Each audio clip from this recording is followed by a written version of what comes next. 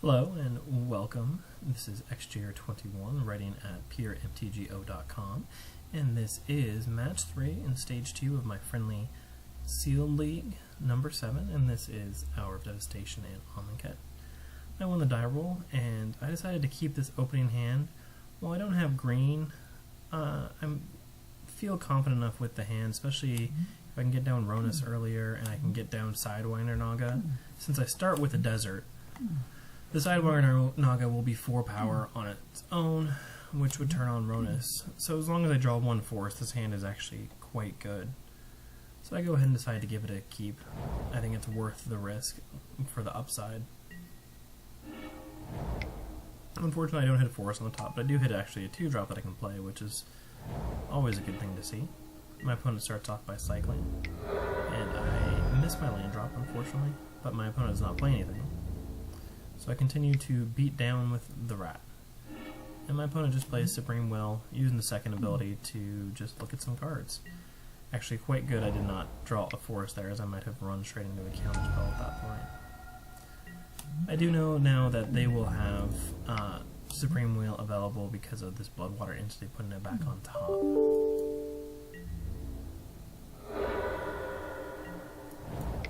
So at this point, it's a question of what's actually smarter to play. Obviously, the Ronus is much more valuable in the long game, so I want to play that while I know he does not have a counter, and he was relatively tapped down. Luckily, he actually taps down again, which then lets me drop the Sidewinder Naga and activate my Ronus, which I'm quite pleased about. I did tap him correctly, because there was the chance that he could have trump blocked and I could have been able to play the Bone Picker. He does play Unquenchable Thirst on it, which is bad, but it still doesn't stop the activated ability, so I can still pump up my creatures as necessary.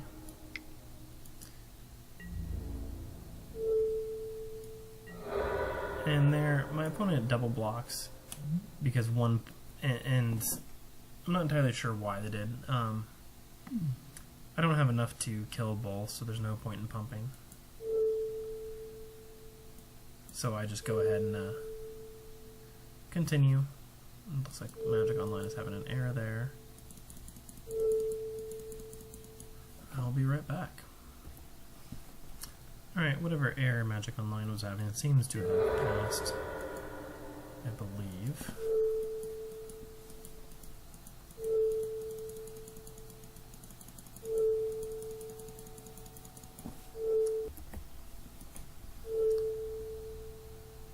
So whatever error Magic Online has never stopped. Eventually I was able to get it to skip to the end of the turn, and after the creatures die, my opponent actually concedes the game. I'm not entirely sure why they would at that point, but that is what they do. I would probably then have just used the Doomfall to kill off his creature, or have just played my Bone Picker. Hopefully and then upcoming is Game 2, so I will be right back. Hello and welcome to Game 2. There seems to be some kind of error that went on with Game 1, and so I'm not entirely sure what happened. So we'll just continue on. Here we have an opener that's, again, 5 lands. I have the cycle potential, and then I have a Liliana's Defeat, which I sided in against my opponent. And I decided to keep it again, despite the fact that I know I shouldn't keep 5 landers. It's a bad habit that I have, where I dislike mulligan to a point that I don't mulligan hands that I very clearly should mulligan. Luckily, I'm not quite as punished as I was last time, where I'm actually this time drawing. I actually have not drawn an extra land at all at this point, which is quite good. And I even drew a removal spell to get rid of my opponent's first creature.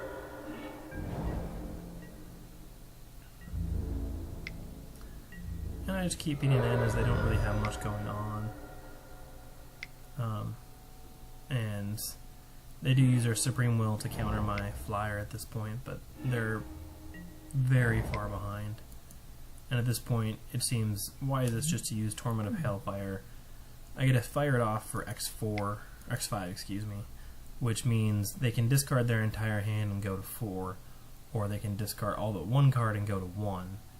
So this is where this card is so strong, because it's just such a strong finisher. So my opponent does decide to discard 3 cards and go to just a single life. They discard a Cartouche of Knowledge, a Sacred Evacuation, and a Lethal Sting, which I think is actually quite good for me, and does concern me whatever their last card is, but again, at this point, they don't have much left as they're at 1 life. I just need to get through for a single damage.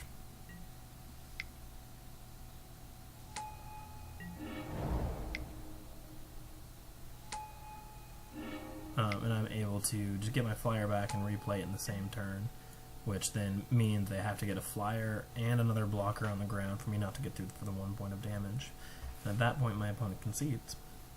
So the first game must not have completed for some reason, so that's why it ended so abruptly. The replay seems to have had some kind of error when it was stuck on the trample damage, or the assigning the damage. So we're on to game 3. I'm sorry you didn't get to see the rest of game 1. Welcome to game 3. Here I actually have a relatively strong hand. I can play the Naga Vitalist on turn 2 and then drop two drops on turn 3.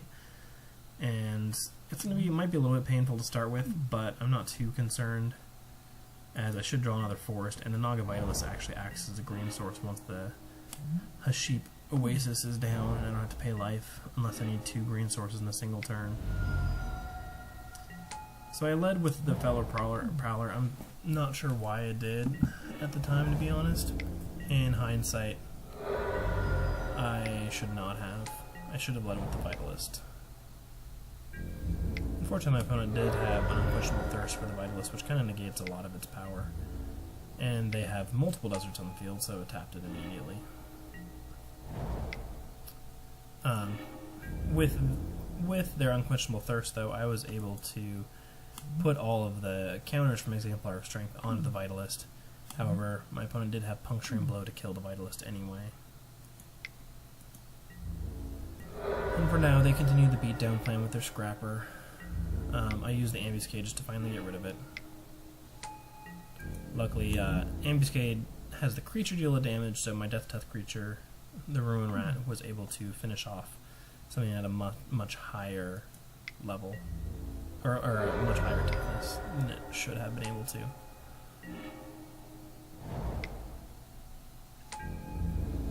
While getting back the Vitalist isn't necessarily the most ideal with Gravedigger, it still is better than nothing. I very luckily top deck Crypt of the Eternals, which lets me tap for any of those 3 colors with the Vitalist, which is very nice.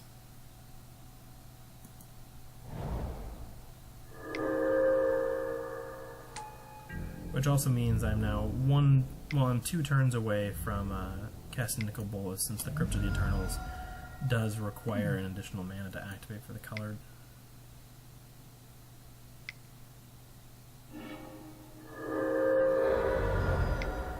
And there, my opponent decided to Splendid Agony to kill off 2 of my creatures,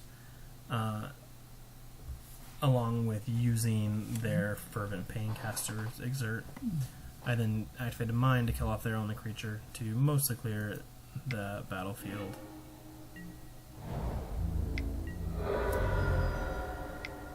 And for the moment, I just add another creature, which my opponent has another removal spell for. But the Gravedigger just keeps getting in, which is something it can do.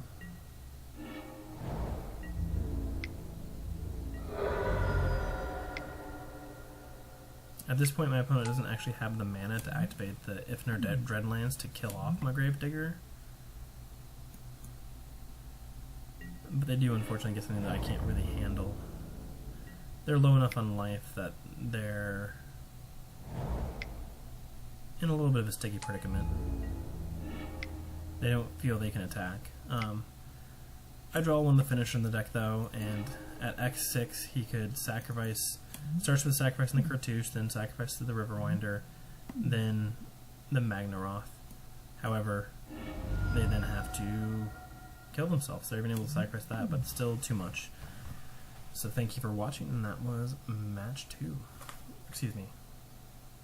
match 3.